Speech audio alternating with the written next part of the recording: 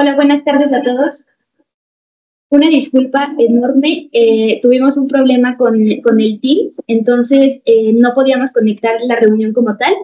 Ya lo logramos, entonces pues vamos a dar inicio a esta masterclass. Eh, bueno, pues primero que nada quiero agradecerles por estar aquí. Esta es una masterclass que va a hablar sobre las diferencias del etiquetado tanto en México como en Estados Unidos. Y bueno, el día de hoy nos acompaña Alexia Cervantes, quien es equipo de estándares de inocuidad dentro de Ciánico, es inspectora acreditada y gerente técnico sustituto de la unidad de inspección acreditada dentro de Ciánico, es especialista en la revisión de etiquetas para México conforme a la NOM 051 y cuenta con una sólida experiencia en sistemas de gestión de inocuidad alimentaria y pues revisión de etiquetas para México. También nos acompaña Daniel Ariza, quien es nuestro especialista en etiquetado y regulación sanitaria dentro de Ciálico. Cuenta con una amplia experiencia en el cumplimiento normativo para América, Asia y Europa. Es experto en la Prop 65 de California y etiquetado internacional. Y es inspector acreditado de la unidad de inspección en Ciálico para la revisión de etiquetas conforme a la NOM 051. Entonces, pues les dejo la palabra y pues una disculpa por este inconveniente. Bueno, muchas gracias a mi compañera Gaby. Igualmente una disculpa por estos inconvenientes. Pero bueno, vamos a empezar. Vamos a hablar de las diferencias en el etiquetado de México y Estados Unidos. Una de las diferencias principales es la legislación. Es decir, cómo o por qué normas por qué normas se rigen o en el etiquetado de México y de Estados Unidos. En México, supongo que algunos ya lo conocen, otros tal vez no están familiarizados con ello, pero el etiquetado se rige por medio de la NOM 051. Aquí en la presentación podemos encontrar el nombre común, el nombre largo, que la van a poder encontrar así, o en internet también la van a poder encontrar como NOM 051, no importa. Pero esta es la norma que rige el etiquetado dentro de México. Y bueno, para Estados Unidos, la legislación por la cual nos vamos a regir en el etiquetado de Estados Unidos va a ser el 21 CFR 101. Quisiera que empezáramos este seminario o este webinar, esta masterclass, hablando de la primera legislación, que es la de Estados Unidos, es el 21 CFR 101. ¿Qué nos va a mencionar este código federal? Pues bueno, que el 21 CFR tiene muchísimos apartados. El que nosotros nos vamos a enfocar 100% ahorita va a ser en el etiquetado de alimentos. ¿Por qué? Porque también cuenta con etiquetado de medicamentos, cosméticos, dispositivos médicos, entre otras cosas, pero lo que nosotros nos vamos a enfocar 100% en esta masterclass va a ser solamente de alimentos. Y bueno, como lo mencioné, entonces nos va a decir todos los requisitos del etiquetado de alimentos y vamos a estar, lo que nos va a estar regulando el 21 CFR va a ser la FDA. Estas disposiciones o toda esta normativa, esta regulación del 21 CFR va a aplicar para todo tipo de productos que sean, ya sea que estén producidos en Estados Unidos o que sean productos exportados, como en este caso seríamos nosotros, que son los productos de México a Estados Unidos, ¿no? Entonces, siempre tenemos que cumplir con esta regulación, sea que lo exportemos de cualquier país o que se haga en el mismo país que es en Estados Unidos. Bueno, para la legislación en México, como les mencioné, está regido por la NOM 051. Esta norma establece los requisitos necesarios y obligatorios para poder tener un etiquetado óptimo de alimentos y bebidas no alcohólicas dentro de México. Esta NOM se aplica con el objetivo de poder proteger la salud pública de los mexicanos. Y es importante mencionar que dentro de esta norma sufrió una modificación, que es la modificación de la NOM 051. Esta modificación surgió por varios problemas que se tenían en México. Uno de ellos era la salud pública y combatir enfermedades como la obesidad y enfermedades relacionadas con eso, también para poder mejorar el etiquetado y poder entender un poco más y que fuera más fácil para nosotros poder entender más las etiquetas, que fuera más fácil para nosotros y nos pudiera ayudar visualmente, por ejemplo, cuando son octágonos, hexágonos, perdón.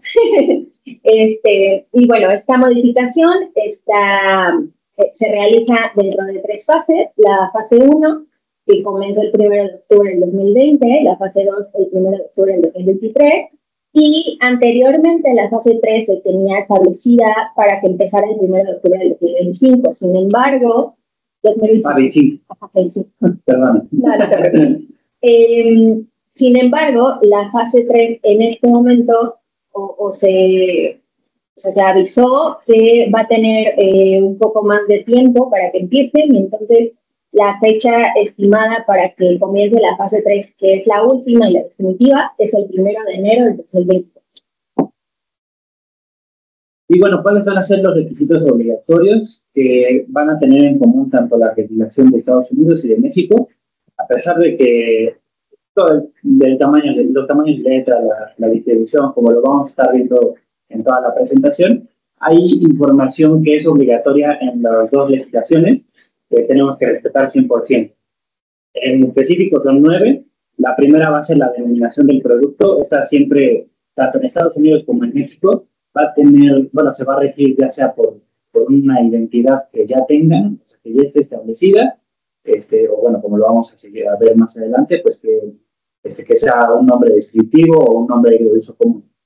El listado de ingredientes, que va a ser igualmente en Estados Unidos y en México, va a ser en orden decreciente, es decir, el ingrediente en mayor cantidad en el producto final se va a desglosar de mayor a menor. El contenido neto, el responsable sanitario o denominación, razón social y domicilio fiscal de la maquila, bueno, puede ser, en este caso, lo veremos más adelante, pero puede ser la maquila, puede ser el distribuidor, el importador, en caso de Estados Unidos, el país de origen, la identificación del lote y el consumo preferente o fecha de caducidad, toda la información nutrimental, en este caso, por información nutrimental nos referimos a la tabla nutrimental, que ese sí es obligatorio en las dos regulaciones, pero es súper diferente, y el etiquetado cuantitativo de todos los ingredientes. Y bueno, vamos a empezar con algo facilito. Vamos a empezar con el idioma. En Estados Unidos, nosotros nos vamos a basar en el 21 CFR 101.15, entre paréntesis, no es numeral, en el apartado C. El idioma principal siempre va a ser en inglés, pero hay una cuestión en Estados Unidos en la que hay estados que hablan o que tienen mucha población hispanohablante. Entonces, sí o sí tiene que ser en inglés y puede ser en español o puede ser bilingüe en este caso. Eso puede ser en todos lados. Normalmente las etiquetas bilingües son en estados donde sí se habla un poquito más de español, pero lo que sí o sí es forzoso es que primero la información tiene que estar en inglés y luego en español. Y si tú o ustedes quisieran que su etiqueta y su producto estuviera desglosado de forma bilingüe, la información tiene que ser así, toda. Así, la denominación tiene que ser así, el contenido neto, los ingredientes, la tabla nutrimental, el responsable sanitario, toda la información tiene que estar en inglés y en español. Entonces, hemos tenido muchos casos que nos dicen que no, porque no cabe en la etiqueta, y pues a veces no cabe, porque es demasiada información. Y como tenemos que respetar forzosamente la información que es obligatoria, pues sí hay veces en las que si el producto o el espacio de etiquetado es muy grande, pues no hay mucho problema, no se ve tan amontonado, por así decirlo. Entonces, eso es, si es en inglés, forzosamente puede ser en inglés y en español, pero bueno, eso ya depende de cada pues, empresa, ¿sí? No es obligatoria esta parte. Y bueno, como sabemos, como hemos visto en los supermercados, los productos, el etiquetado en México tiene que ser obligatoriamente en español. Toda la información obligatoria que vimos en la anterior diapositiva tiene que estar sí o sí en español. Opcionalmente se puede poner o colocar en otro idioma, como puede ser inglés, otro idioma que se nos ocurra, no sé, alemán, francés. Siempre y cuando esta información que coloquemos en ese idioma no sea confusa hacia el consumidor. Entonces, sí o sí, el idioma en México va a ser español en el etiquetado y opcionalmente puede ser en otro idioma siempre y cuando no sea confusa para nosotros o que coloquen otra información que no venga en esto. Ahora, en cuanto al panel principal de exhibición, en Estados Unidos, por las siglas PDP, va a ser, ¿qué es lo que nosotros vamos a denominar como el panel principal? Pues va a ser la cara pues más vistosa del producto, o sea, de nuestro producto, que a simple vista va a tener toda la información necesaria para el consumidor, o sea, que lo puedan tener a simple vista y que puedan saber qué es y, bueno, en este caso el contenido neto. Esos son dos puntos que son obligatorios en el panel principal, que va a ser la denominación o la identidad del producto y el contenido neto. Existen productos, por ejemplo, esos no son alimentos, pero, por ejemplo, un producto que yo he visto mucho que tiene diferentes paneles de exhibición son las toallitas de bebé, por ejemplo. Las toallitas de bebé tienen el mismo panel principal o sea, la cara principal, abajo, del otro lado. Claro, tiene muchísimas caras de principales y es posible, o sea, sí se puede. En Estados Unidos podemos hacer esa parte, siempre y cuando pues cumplamos con toda lo que nos piden, ¿no? Que sea que es la información obligatoria. El panel, bueno, otra de las características que es del panel principal es que tiene que ser lo suficientemente grande para acomodar toda la información. Es decir, si yo, hay cosas en el panel que también se pueden, no son opcionales, pero que también se llegan a poner, como lo son los claims, o, bueno, incluso hay un apartado abajo de la denominación que te habla de los saborizantes, ¿no? Esto también sí o sí tiene que ir en el panel principal. Entonces, si nuestro panel de exhibición puede tener toda la información, como lo es la denominación, los claims, el contenido neto, la declaración de los saborizantes, todo cabe respetando obviamente todos los tamaños que igual vamos a ver más adelante, entonces está perfecto y ese siempre va a ser nuestro panel principal. Ahí sí no hay opción, o sea, no hay justificación, siempre tiene que ser, ese siempre se tiene que respetar. Igual más adelante vamos a ver lo que sí podemos cambiar o omitir en los paneles de información, que es donde viene toda la parte de la tabla documental, pero justo ahorita que estamos hablando del panel principal, tiene que cumplir sí o sí con esta información obligatoria. Y bueno, como les mencionaba, el panel principal debe tener dos cosas muy importantes, que es la denominación y el contenido neto. Lo va a regir el 21 CFR 101.3 en caso de la denominación. Este apartado nos va a mencionar cómo debemos declarar la identidad del producto. Más adelante también vamos a ver qué productos ya tienen un estándar de identidad o cuáles son de uso común, o sea, nombres de uso común, o cuáles describen a tu producto. Pero el 101.3 específicamente nos dice cómo debemos declararlo. Y el 101.7 que nos habla de todo el contenido neto. Igual más adelante lo vamos a desglosar, no se preocupen. Y bueno, en esta tabla lo que estamos observando es que cuando nosotros tenemos un área principal de exhibición, dependiendo de cómo sea nuestro empaque, o sea, si nuestro empaque es un cuadrado, si es un círculo, por ejemplo, como lo veíamos anteriormente, si es una leche o es una lata de atún, o sea, va a depender de cuál el 21 CFR nos menciona cómo tenemos que hacer o sea, cómo elegimos nosotros el panel principal y aparte de eso, cómo lo vamos pues como a dividir, por ejemplo, en la lata de atún, cómo vamos a dividir cuál va a ser el espacio de la declaración de toda esta información. Más adelante les vamos a decir más como extendido todas estas partes para no llevarnos tanto tiempo en que no sea tedioso explicar más de 5 pulgadas, etcétera. O sea, aquí lo vamos a ver un poquito más adelante. Pero del lado derecho es el tamaño de nuestra área principal, de nuestro panel principal, y del lado izquierdo de la tabla viene de qué tamaño tiene que ser el contenido neto. Entonces siempre van a ser, o sea, uno va a depender del otro, siempre. O sea, depende de qué tamaño sea el panel, va a ser el contenido neto, y si es más grande, pues el contenido neto forzosamente tiene que ser más grande.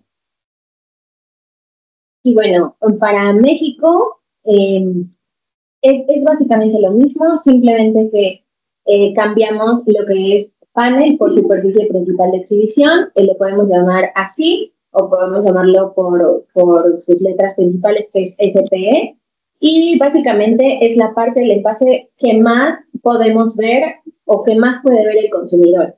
Es básicamente la cara principal que vemos en todos los supermercados. Podemos encontrar aquí en esta superficie la denominación de producto, el contenido neto, igualmente el etiquetado frontal lo encontramos dentro de esta superficie, la marca, y estos son los requisitos obligatorios que tienen que estar dentro de esta superficie. Y dentro de la NOM 051 se encuentran varias normas que referencian de esta norma hacia otras para poder ayudarnos un poco más a entender sobre los tamaños y otras cuestiones. En este caso, encontramos la norma 030, que es la que nos ayuda a la declaración de las cantidades. De esta norma tomé esta tablita que nos describe que de acuerdo a la superficie principal de exhibición, que se mide en centímetros cuadrados, vamos a poder encontrar la altura mínima que deben de tener los números y las letras del contenido neto. Entonces tenemos aquí varias medidas, es decir, por ejemplo, mayor de 32 hasta 161 centímetros cuadrados, nuestra altura mínima del contenido neto de los números y de las letras van a ser 3 milímetros. Esto también va a depender de la forma del empaque, es decir, puede ser una caja o puede ser una lata de atún o puede ser una botella, entonces lo vamos a medir de diferentes maneras. Vamos a medir el área y de acuerdo a esta área vamos a obtener la superficie principal de exhibición y el área como etiquetable, y de ahí nos vamos a poder guiar para poder utilizar esa tabla. Y algo muy importante y una diferencia también importante es el etiquetado frontal que tenemos en México. Este sistema incluye varios sellos que son exceso de calorías, exceso de azúcares, exceso de grasas saturadas, de grasas trans y exceso de sodio. Además de estos sellos, podemos encontrar leyendas muy importantes, que es como la de contiene edulcorantes no recomendables en niños y contiene cafeína, evitar en niños.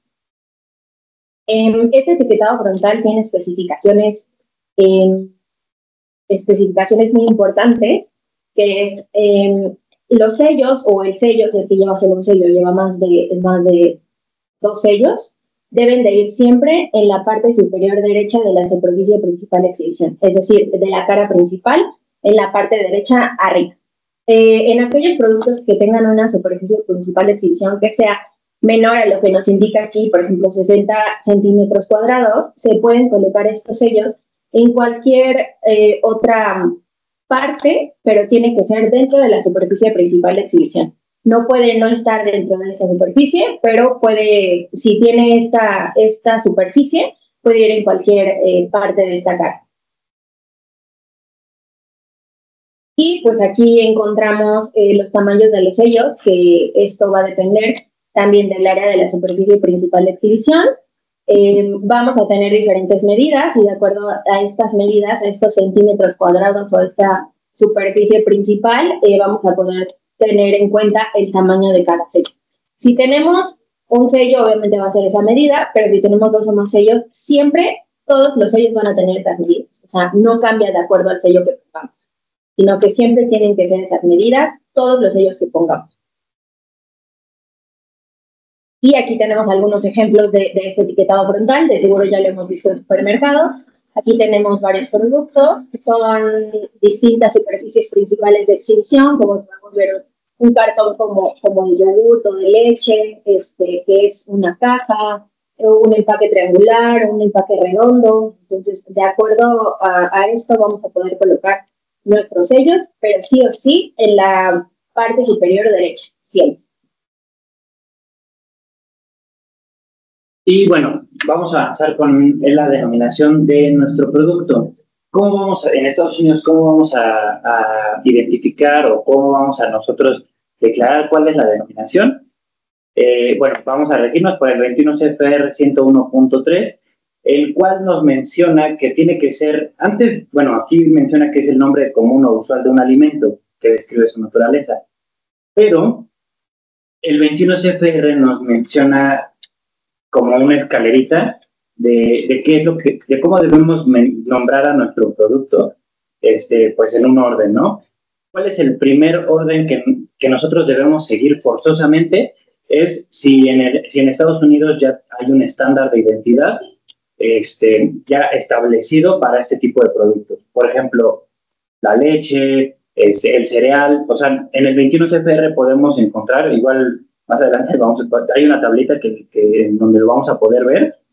Pues de hecho es igual de México y de Estados Unidos. Hay ciertos estándares que para que, por ejemplo, para que se llame cereal o para que se llame leche, tienes que seguir. Es decir, si la leche necesita tener 60%, por ejemplo, de grasa animal, o debe tener, o sea, tiene que cumplir ciertos requisitos para que se denomine leche. Cuando nosotros mencionamos leyes que debemos de seguir, es la identidad del producto que ya está establecida, el estándar de identidad, o nos podemos basar en el RAC, que es bueno, las siglas son RAC, R-A-C-C, en inglés toda la transcripción es Reference Amount de, pues, no me acuerdo bien de todas las siglas, pero es el uso, bueno, en la FDA estableció ciertas cantidades de ciertos productos que normalmente comen o consumen las personas en Estados Unidos. Y a estos se les llama serving size. A estos serving size se les dio un nombre.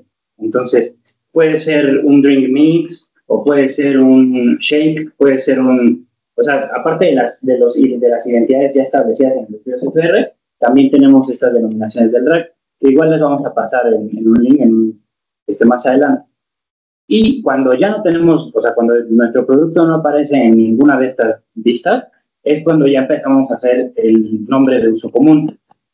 El nombre de uso común, pues bueno, es algo que comúnmente, ¿cómo se conoce comúnmente este producto ante, pues, está en Estados Unidos, ¿no? Ante el mercado. Y si ya no tiene ningún tipo de nombre que sea usualmente utilizado, entonces es cuando utilizamos un nombre que describa nuestro producto. Ese ya puede ser más informal, pero tiene que describir completamente la naturaleza de nuestro producto. Y bueno, esta denominación o esta identidad se tiene que colocar en el panel principal, como lo veíamos anteriormente. Tiene que estar en negritas y su tamaño debe estar relacionado con la parte más prominente del panel, del PDP. ¿Y a qué nos referimos con esto? Si, por ejemplo, en esta imagen que estamos viendo, la denominación de chunk chicken breast tiene un tamaño pues grande, ¿no? Ahí no hay ninguna otra información que destaque más que la denominación. Pero suponiendo que esta información, la que está ahí escrita, fuera, por ejemplo, la marca de la marca comercial, o fuera un claim, o fuera, no sé, otro tipo de información de ese tamaño y la denominación es muy pequeña, pues está mal. O sea, ahí estamos incumpliendo con lo que nos dice el CFR. Tiene que ser relacionado al tamaño. O sea, si la marca comercial es de, por ejemplo, 5 milímetros, no necesariamente la denominación tiene que ser del mismo tamaño de 5, pero sí tiene que estar entre 4, 4.5, 3.5, mientras no se opaque. O sea, mientras el consumidor pueda ver 100% el nombre de la denominación, que no sea chiquito, entonces estamos en cumplimiento. Y otra de las características es que tiene que estar paralelo a la base sobre la que descarta, es decir, como aquí se ve en la lata o en la foto que está en la presentación, si está en mostrador de esta forma, pues entonces tiene que estar paralelo a cómo se está mostrando en anaquel. Y bueno, ahí, como les mencionaba anteriormente, pues sí, existen estándares de identidad para Estados Unidos y hay otros para México. Por ejemplo, para Estados Unidos, los vegetales enlatados pues es un estándar de identidad propio de Estados Unidos. El agua de coco es una identidad propia de México, pero existen unos que sí podemos, pues, compartir, que están tanto para Estados Unidos y para México, existen. En México me parece que son normas, en Estados Unidos pues se rige por el 21 CFR. Bueno, por ejemplo, el pescado, el atún, los productos de cacao, de chocolate, y bueno, en México los productos de maíz, de café, tienen una norma específica. Bueno, también tenemos, como dice mi compañero Dani, dentro de México, aparte de la ley 051, que es lo que nos va a regir todo el etiquetado, hay algunos productos que tienen normas muy específicas para que podamos colocar la denominación de producto de esos alimentos. En la anterior ya vimos algunos, en esta también podemos ver algunos que se comparten con Estados Unidos, como por ejemplo la leche, productos lácteos, yogur o crema. Estos, por ejemplo, la leche siempre tiene que tener cierto porcentaje de grasa para poder llamarse deslactosada, semidescremada, descremada y ese tipo de nombres que vemos.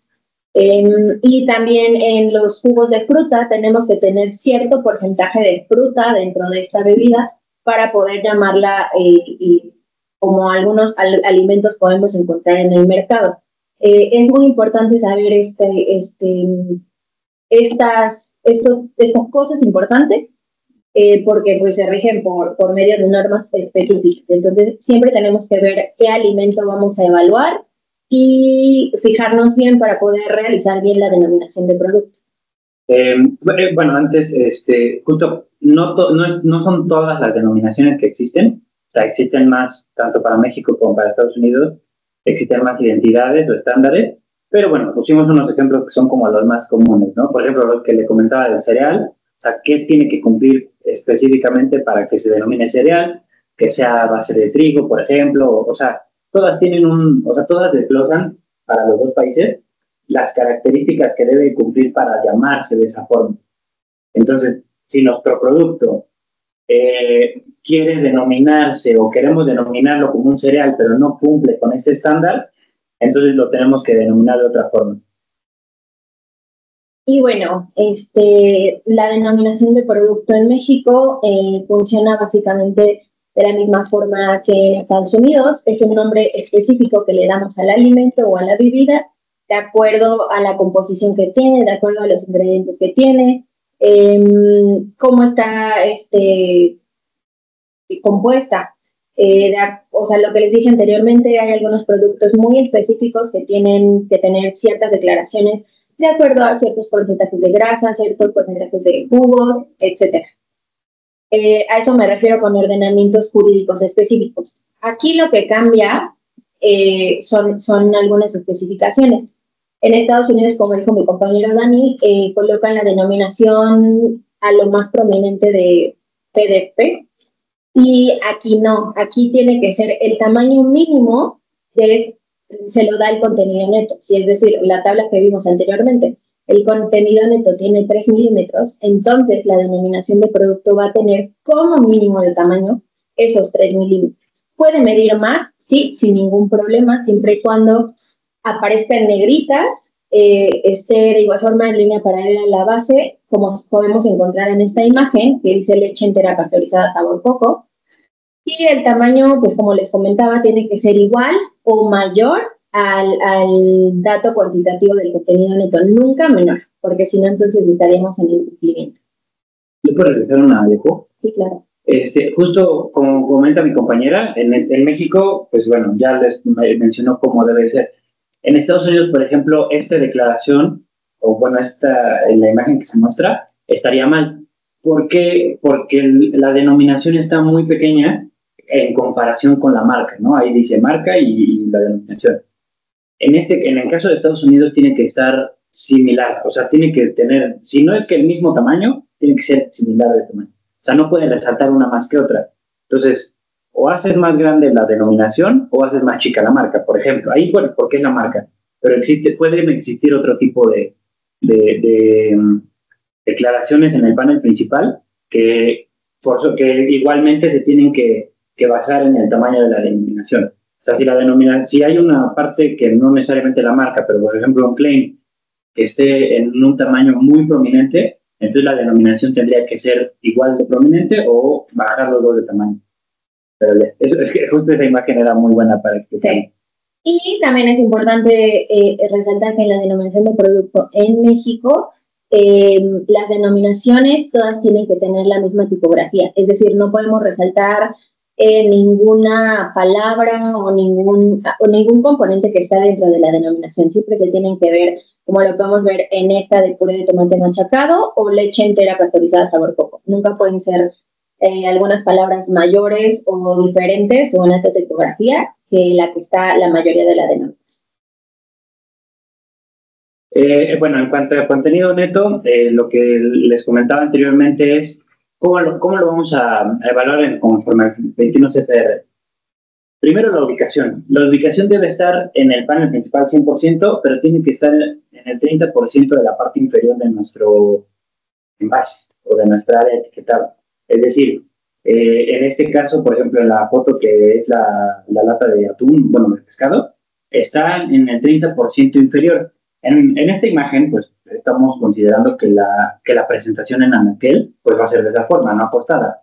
Entonces, pues, ahí estamos cumpliendo, ¿no?, con el contenido neto. Debe tener un espacio libre tanto a los lados como arriba y abajo. A los lados tiene que ser al menos el doble de la altura de la N. ¿Cómo lo vamos a evaluar? Ahorita en la siguiente diapositiva vienen de qué tamaño debe ser el contenido neto, pero por ejemplo, bueno, ¿y cómo lo vamos a medir?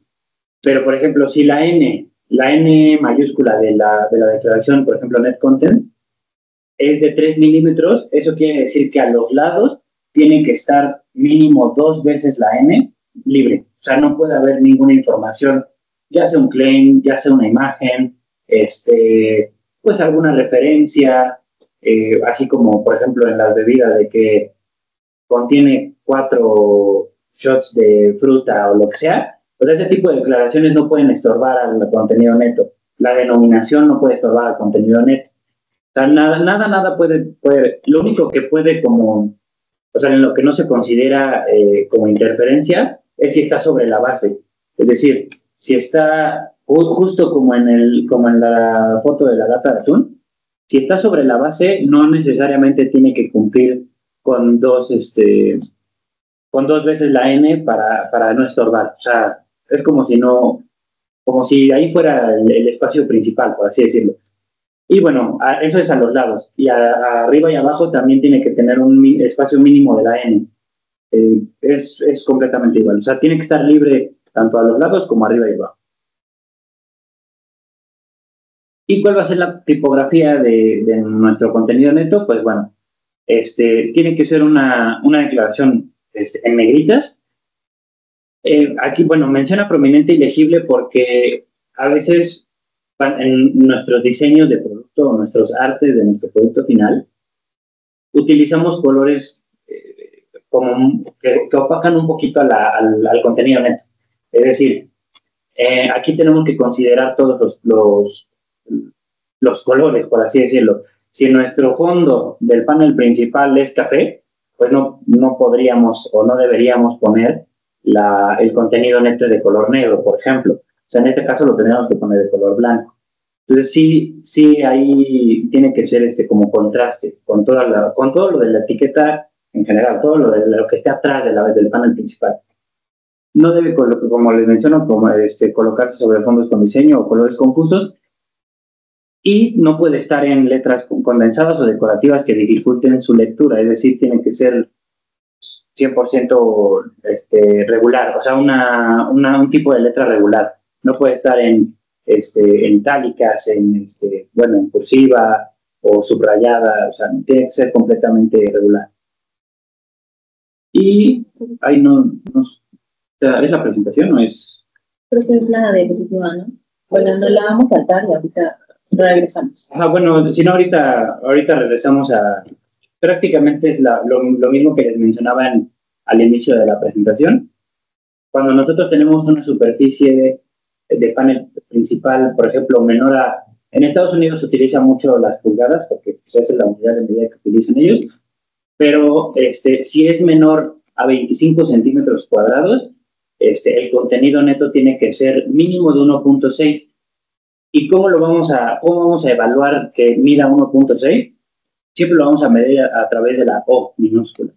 Es decir, para no perdernos, o sea, para que tenga sentido lo que digo, cuando son productos líquidos o productos sólidos, ya no importa, depende de cuál sea, siempre tenemos que declarar en unidades, si son líquidos, en unidades de volumen, pero de Estados Unidos, en una unidad de medida como lo son las onzas fluidas, los cuartos, los galones, las pintas, y opcionalmente podemos declarar litros y mililitros, pero eso no es, o sea, la unidad métrica de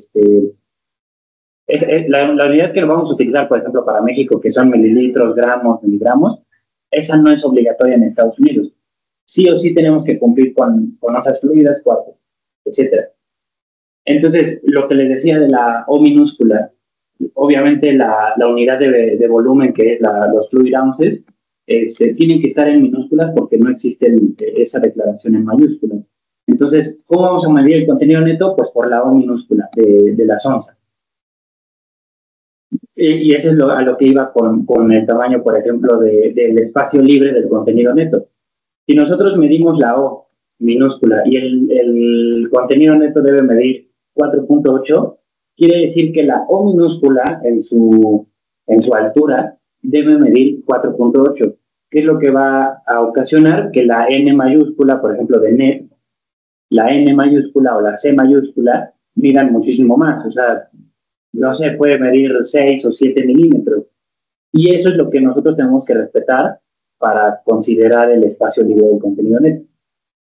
Y bueno, no sé por qué no se ve la tabla, pero sí es de esa forma. Si es menor a 25 es 1.6 milímetros de altura. Si es de 25 a 100, pues es de 3.2 milímetros. Si es arriba de 100, son 4.8 y así nos vamos hasta arriba de 400, me parece que son 400 centímetros cuadrados. Eso ya normalmente se ocupa en cajas o cuando mandamos, por ejemplo, materia prima, pues no lo mandamos en empaques chiquitos, mandamos todo el tambo o las cajas pues más grandes, ahí es cuando se ocupa este tipo de medidas. Para que no se confundan, igual al final de la presentación les vamos a compartir esa tablita para que ustedes vean cómo se debe declarar. Y bueno, en productos líquidos, como les mencionaba, se tiene que declarar en volumen y la leyenda es net contents o net content.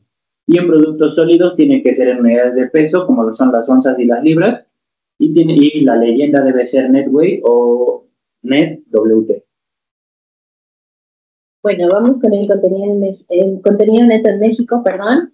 El sistema que lo rige es el Sistema Internacional de Unidades, que es el sistema principal de medición, que es universal y aceptado o sea, que contiene todas las unidades estándar. Como podemos ver en esta imagen, son kilogramos, metros, segundos, litros, mililitros y todas esas medidas que nosotros vemos a diario y que utilizamos en diferentes ámbitos.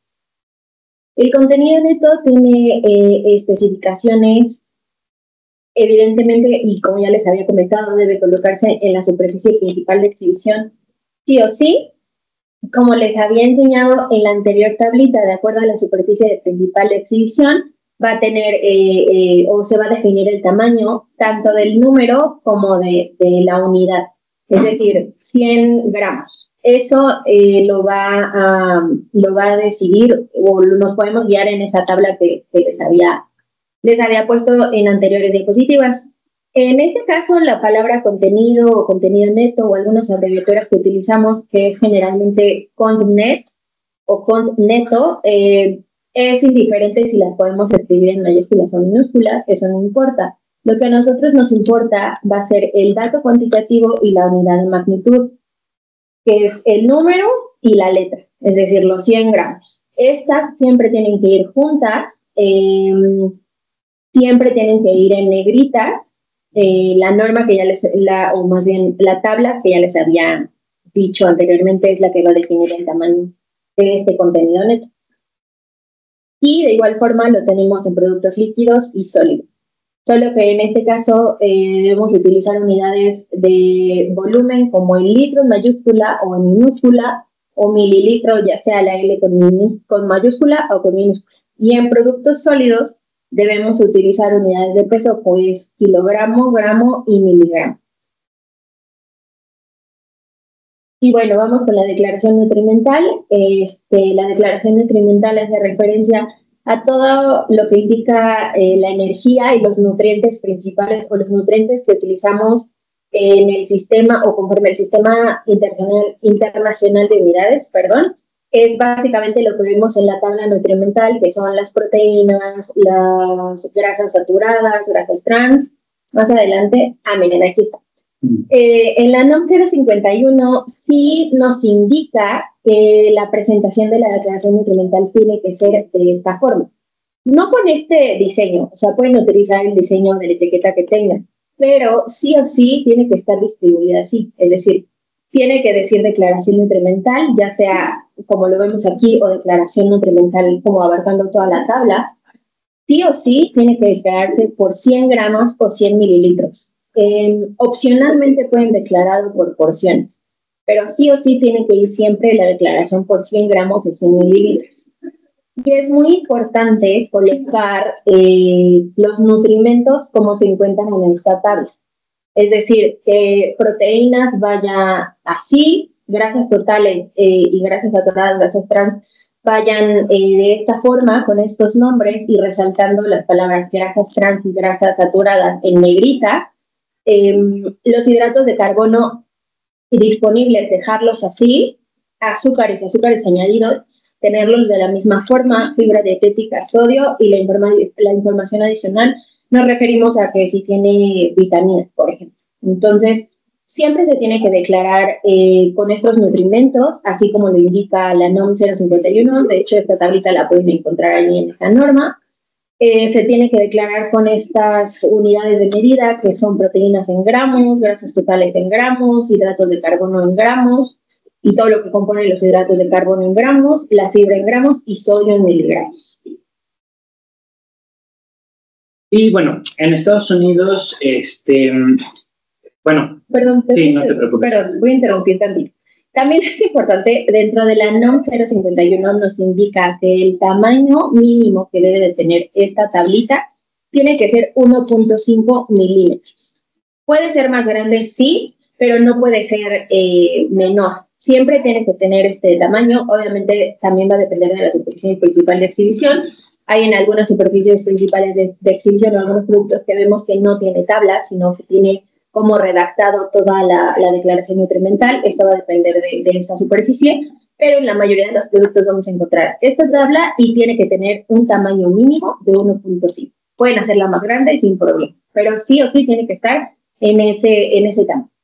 Ya, una vez. Nada, te preocupes. Igual, bueno, en Estados Unidos, aquí es donde vamos a... Ahorita, antes, toda la información anterior, bueno, en cuanto a Estados Unidos, hablamos de el panel principal o la superficie principal de opción, el panel principal del display panel, pero aquí esa era la información obligatoria en el panel principal. Ahorita nos vamos a pasar al panel de información. Esta información también es obligatoria, pero siempre tenemos, o sea, lo que nos dice el 21 CFR es que el panel principal, perdón, el panel de información siempre va a ser el continuo a la derecha del panel principal. Es decir, si en esta cara está toda la denominación, a la derecha vamos a tener toda la información que vamos a presentar ahorita. Que, pues primero vamos a empezar con la tabla nutrimental. La tabla nutrimental, bueno, ahorita en las siguientes diapositivas les voy a enseñar cómo depende de, esta tabla va a depender de cuánto espacio nosotros tengamos disponible. Así como en México, tú la puedes estandarizar o tú la puedes hacer de la forma que tú quieras, siempre y cuando cumpla, por ejemplo, con el 1.5 en tamaño de letra. En Estados Unidos tiene que cumplir con 1.6, pero no puede ser un diseño propio. Estados Unidos ya tiene tablas nutrimentales ya establecidas, o sea, como si fueran estándares. ¿Cuál es bueno, lo que sí o sí tiene que ir en esta tabla nutrimental? Pues como lo podemos ver aquí, son las calorías, las grasas totales, grasas saturadas, toda esta información es obligatoria, menos, o sea, la única forma en la que nosotros podamos deshacernos o no declararlo es si no tenemos, si tenemos el nutrimento en cero y si no hacemos ninguna declaración de ese nutrimento. Es decir, que no referenciemos un claim, por ejemplo, bajo en grasa. Si hacemos un claim que diga bajo en sodio, bajo en grasa, bajo en energía o ese tipo de claims, entonces sí tenemos que declarar 100% el nutrimento porque pues, es como una evidencia de que sí está en cero, ¿no? O por ejemplo, los claims de bajo en sodio.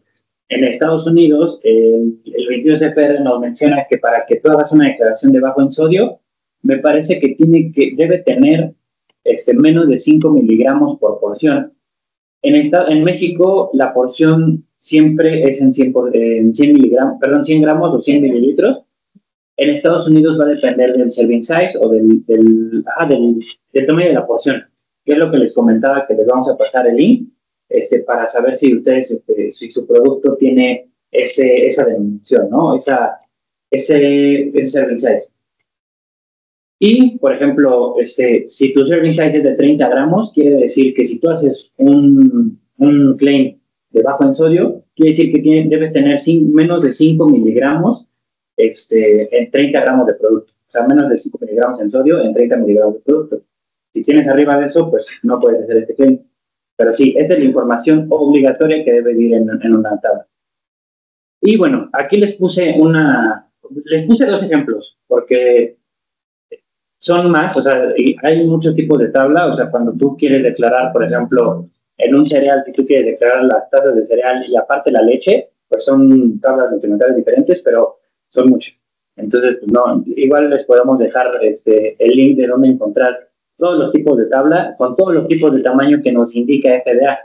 Y este es un ejemplo.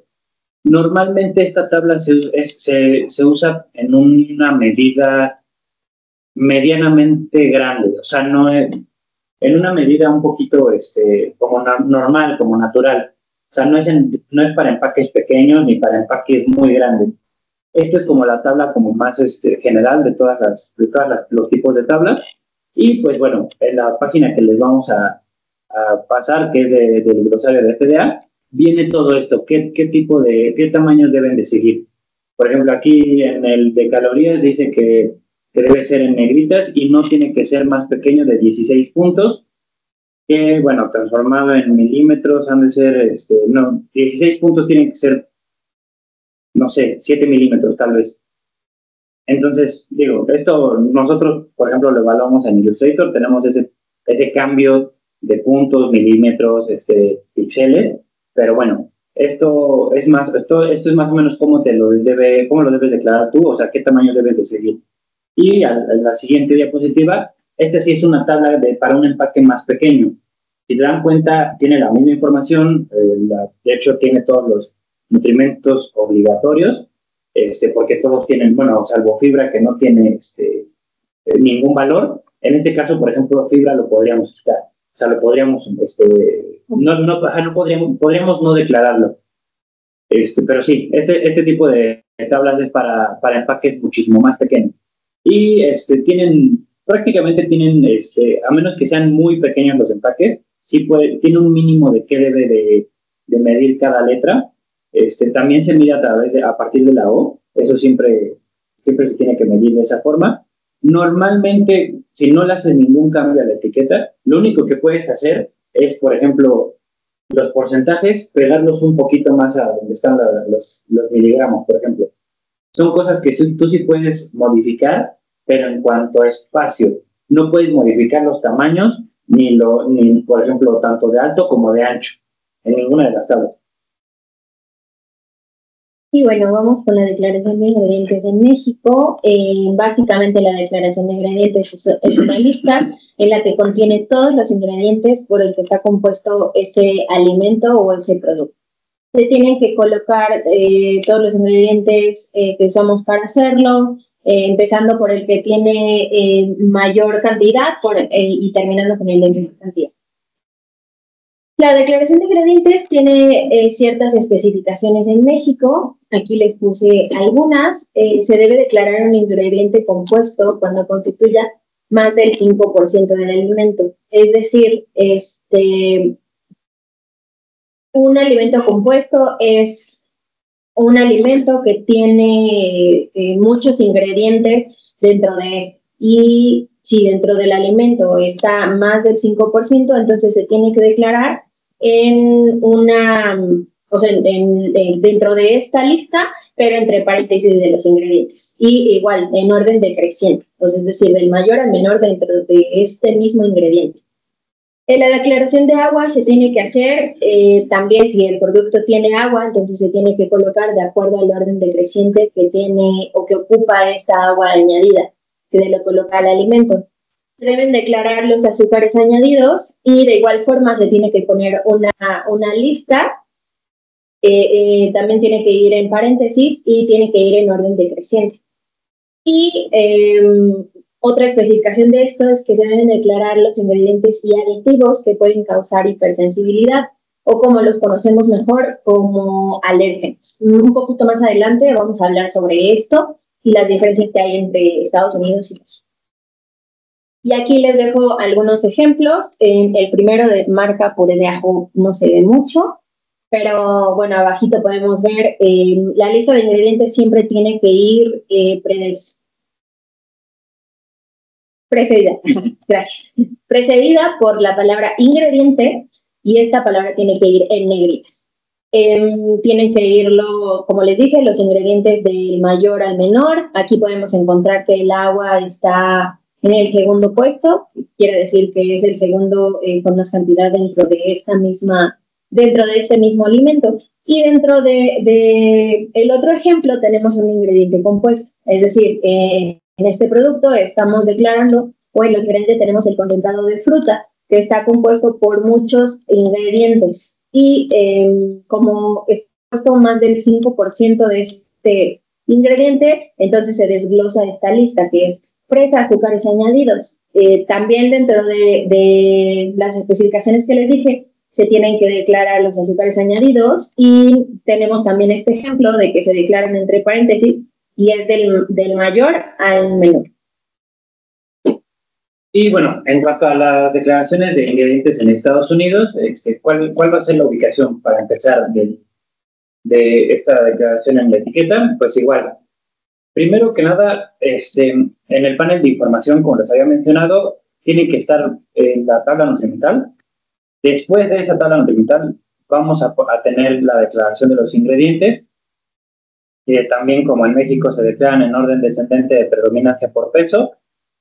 También se debe, todos los ingredientes se deben identificar por su nombre de uso común. O sea, no podemos hacer, incluso si son, también como en México, ingredientes compuestos, también se tienen que desglosar y ese desglose de ingredientes tiene que estar precedido por nombres de uso común. También en México, algo que tenemos similar en Estados Unidos y en México, es que sí tiene que tener la palabra ingredients en negritas y ya después de eso, boom, todos los ingredientes.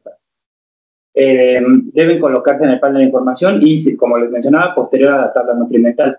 Esto sí es forzoso. O sea, cuando empezamos a hablar del panel de información, toda la información que le estamos dando tiene que estar, al menos en Estados Unidos, tiene que estar en ese orden. Tabla nutrimental, ingredientes, ahorita vamos a ver los alérgenos, el responsable sanitario y la procedencia del producto, ¿no? Que de dónde se está maquilando. En México, en China, en Estados Unidos. Es importantísimo porque hay un apartado del 21 CFR que nos menciona la información de interferencia. No puede haber, esta información de interferencia es que no haya ningún tipo de, ya sea de claim o en un mal orden más bien, que interfiere entre, por ejemplo, la tabla nutrimental y los ingredientes. Si hay un claim entre la tabla y los ingredientes, eso cuenta como información de interferencia y se debe de quitar o se debe eliminar, o sea, se debe reordenar de la forma correcta. La tipografía, pues bueno, es un 16 de pulgada o en milímetros es 1.6 milímetros de altura. También se tiene que medir a partir de la O minúscula. En este caso, por ejemplo, los ingredientes pueden estar de manera, o sea, se pueden declarar en mayúsculas. Si están declarados en minúsculas, por ejemplo, bueno, en forma de oración, pero están en minúsculas, se mira a partir de la O. Si todo está en mayúsculas, que sí es posible, en ingredientes, en la tabla nutrimental no, los ingredientes, ahí sí se va a medir la O mayúscula, y ahí sí va a ser como homogéneo todo, o sea, tanto la O como la T como la C van a medir lo mismo. El contraste también desde el fondo, así como en la denominación, tiene que ser un tipo de letra y un tamaño de letra, perdón, una fuente o un color de letra que sí esté en contraste con el fondo. O sea, no puede ser de un color donde la letra se pierda. El texto debe ser todo continuo, sin saltos de línea innecesarios, es decir, así como tú tienes tus ingredientes en forma así, toda corrida. No necesitas o no es necesario que tú le estés poniendo, por ejemplo, en forma de lista. Eso está mal. Y bueno, para los alérgenos, también en Estados Unidos se deben declarar posterior a la lista de ingredientes. Esto lo ponemos en esta parte porque forma parte, sí, o sea, en Estados Unidos sí hay sí existe la declaración de alérgenos por separado, pero siempre se declara de la misma, o sea, se declara continuo. Tú declaras tus ingredientes y luego declaras los alérgenos. Pero bueno, más adelante vamos a mencionar qué características debe de tener esta declaración. Y justamente hablando de la declaración de alérgenos, vamos a hablar un poquito sobre las especificaciones de esta declaración de alérgenos en México. Es importante entender qué es un alérgeno. Yo aquí les puse una pequeña definición que nos dice que un alérgeno es una sustancia que puede causar una reacción en las personas o en algunas personas que se le conoce como alergia. Pueden tener salpullido, bueno, pueden tener desde un salpullido hasta algo ya muy grave que pueden llegar al hospital. Por eso es muy importante declarar todos los alimentos. Dentro de la NOM 051 nos marca varios alérgenos que se tienen que declarar sí o sí, que es esta lista que les puse aquí. Son alimentos como el trigo y sus derivados, el huevo y productos y sus derivados, los crustáceos, el pescado, moluscos, cacahuate, soya, la leche, los productos lácteos y la lactosa, nueces de árboles y sus derivados, y los sulfitos que tengan o vengan en concentraciones de 10 miligramos el kilogramo o más. O sea, rebasando eso ya se tienen que declarar los sulfitos como finales. Y las especificaciones de declarar los alérgenos es de igual forma que en Estados Unidos. Se tiene que declarar después de la lista de ingredientes, tiene que ir precedida por la palabra contiene y seguida por los alérgenos que se tienen en ese producto. Se tiene que tener en negritas para que nosotros podamos verlo, y se puede tener del mismo tamaño o más grande que la lista de ingredientes. También tenemos una pequeña leyenda que dice en este ejemplo que les puse aquí del puede contener.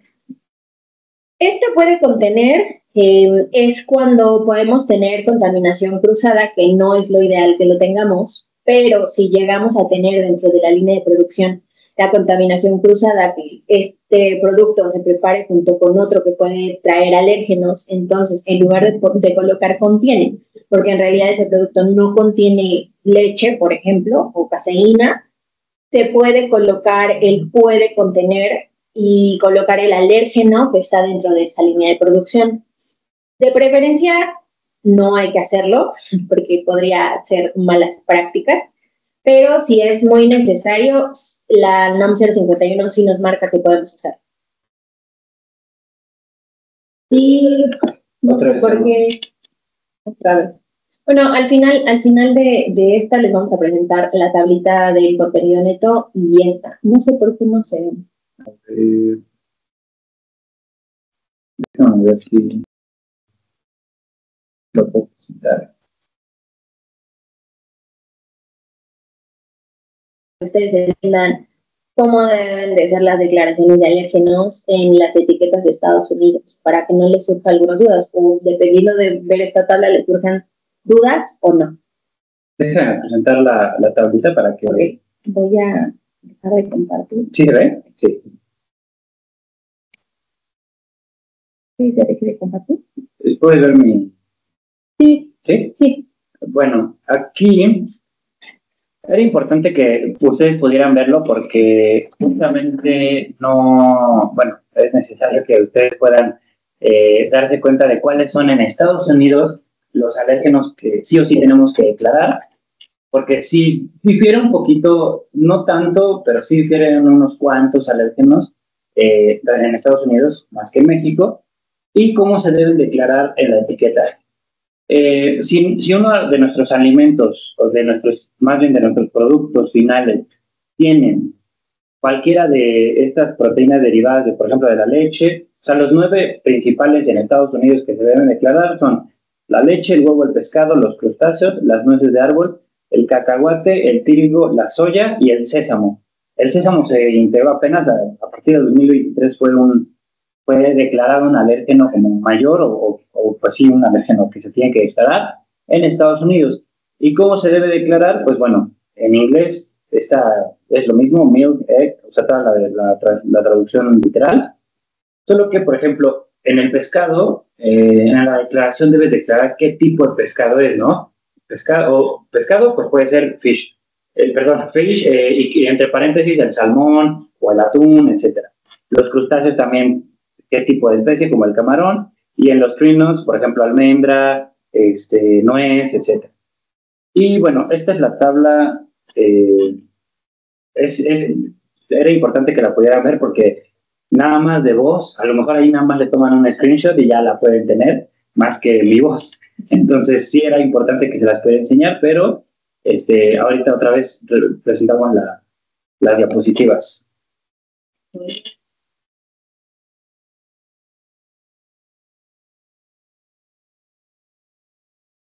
¿La ven? Sí, ya está. Bueno. Digo, en pantalla de computadora. Sí, listo. ¿Ya se ve? Sí. ¿Y cómo tiene que ser la declaración de los alérgenos? Como les comentaba anteriormente, justo después de ingredientes, debemos declarar lo que nosotros siempre declaramos para que no haya ningún tipo de ni de confusión, ni de problema con el consumidor. O sea, para que nosotros al revisar una etiqueta de Estados Unidos, para exportar, para estar en cumplimiento con el CFR, lo que nosotros siempre hacemos es hacer una leyenda que diga contains y el alérgeno, ¿no? Milk, soy, tree nuts, lo que sea. Y tiene que estar, nosotros siempre lo declaramos en negritas, no necesariamente, o sea, no hay una norma exacta, específica que te diga, debes declararlo en negritas, pero para nosotros sí es muy importante esta parte de la seguridad del consumidor, en donde sí se puede perder un poquito, o sea, sí puede, entre tus declaraciones de ingredientes y que la declaración de los alérgenos sea después de eso, pues puede haber un poquito de confusión o puede haber un poquito de mala práctica que el consumidor no lo vea porque, pues, por cualquier cosa. Y pues bueno, para estar siempre seguros, nosotros preferimos declararlo en negritas y como la leyenda contains. También se puede declarar de la siguiente forma, como se ve ahí, es que declares la lecitina, pero que entre paréntesis venga que es de soya. Que declares la harina, pero entre paréntesis declares que es de trigo, la harina es de trigo, ¿no? ¿Por qué? Pues porque así estamos declarando completamente los alérgenos y ya no tenemos que poner la leyenda de hasta abajo. Pero pues nosotros, como Cialico, sí lo hacemos de esa forma, siempre para proteger nuestro producto. Y bueno, ya después de eso, pues, como les mencioné hace unos momentos, la información que nosotros les estamos dando de Estados Unidos es seguida. Tabla nutrimental, ingredientes, alérgenos, y ahora aquí va el responsable sanitario. ¿Qué es el responsable sanitario? va a ser la empresa, bueno, va a ser pues sí, la empresa, de hecho, pues, puede ser la maquila, puede ser la importadora, puede ser la distribuidora, cualquier tipo de empresa que se vaya a ser dueña o responsable de la comercialización del producto en Estados Unidos. Es decir, si nosotros en la etiqueta declaramos al importador, tenemos que poner la leyenda Imported by y no sé, si hay SADCB y toda la dirección completa. ¿Esto qué quiere decir? Que si hay algún problema como un recall, bueno, estos son problemas mayores, ¿no? El recall, la adulteración, falsificación del alimento, pero también puede ser, pues, un mal etiquetado, mala declaración de un ingrediente, o puede ser que por ejemplo, la etiqueta esté mal en cuanto a tamaños de letras, o sea, sí puede ser algo importante, pero no necesariamente como una adulteración, ¿no? Pero eso ya es muy peligroso. Entonces, cuando nosotros tenemos esta parte de alguna mala práctica, FDA se va a comunicar con este responsable. ¿Por qué? Porque ese responsable va a ser la persona que va a estar al pie del cañón, ¿no? Que va a responder por ese producto. Entonces, ahí podemos declarar la maquila, el importador o la distribuidora. No, regresando un poquito. Perdón. Sí, debe colocarse, te digo, en el panel de información continua los alertas. Y esta declaración debe ser precedida por una leyenda como lo es Manufactured by, o puede ser Manufactured for, Packed for, o Distributed by, o Distributed for. El chiste, o sea, sí tienen que llevar esa leyenda, pero no necesariamente tiene que ser la maquila. Y la información que debe contener es el nombre de la empresa, la calle, si es que tiene algún número exterior o interior, la ciudad, el estado y el código postal, siempre. No, como FDA se va a comunicar con estas personas, hay maquilas o hay empresas que declaran un número de teléfono o una página de internet. Esta información no es obligatoria, sin embargo, si ustedes lo quieren hacer de esta forma, sí se puede. Solo que no debe interferir con lo que ya les había mencionado, que es la información de interferencia. Y bueno, el responsable del producto también se declara en México. Como lo mencionó mi compañera Dani, es una persona física, es decir, literal una persona o puede ser una empresa que comercialice el producto dentro del territorio mexicano o dentro del territorio nacional y tiene que tener ciertas características. De igual forma, debe indicarse en la etiqueta el nombre, la denominación o la razón social del responsable del producto. Se tiene que colocar el domicilio fiscal de este responsable. Se tiene que poner, este domicilio fiscal tiene que tener la misma información, o sea, calle, número, código postal, ciudad, estado. Y en el caso de los productos importados, es decir, que vengan de otro país que no sea México, el nombre y domicilio deben de incluir la expresión fabricado o envasado por o para. Y pues eso es todo. Muchísimas gracias por escucharnos y aquí estamos para resolver sus dudas. Sí, si tienen alguna duda, las pueden ir poniendo en el chat o levantar la manita y les damos la palabra. Igual queríamos comentarles que si se quedaron interesados en el tema o quieren saber más sobre etiquetado para México y Estados Unidos, vamos a tener nuestro curso abierto para justamente etiquetado para estos países. Si están interesados o tienen alguna duda, ahorita les voy a poner aquí mi correo y el correo de Alexia y de Dani para que puedan acercarse y pues podamos ofrecerles alguna cotización para el curso.